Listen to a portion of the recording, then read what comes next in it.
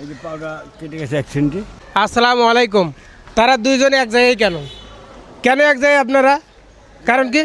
এই যে কথাবার্তি বলি কি বন্ধু হয়? হ্যাঁ বলি। আপনার কি সমস্যা একটু দূর থেকে দেখান। এই যে পাউডার কেটে গেছে অ্যাক্সিডেন্টে। অ্যাক্সিডেন্টে পা কেটে গেছে, আহারে কি কষ্ট। তো আপনার এই চেয়ারটা কি ভালো আছে?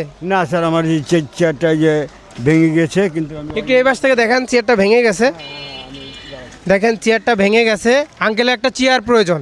আপনারা কেউ সহযোগিতা করতে চাইলে আঙ্কেলকে সরাসরি বিকাশ নাম্বারে টাকা পাঠাইতে পারেন।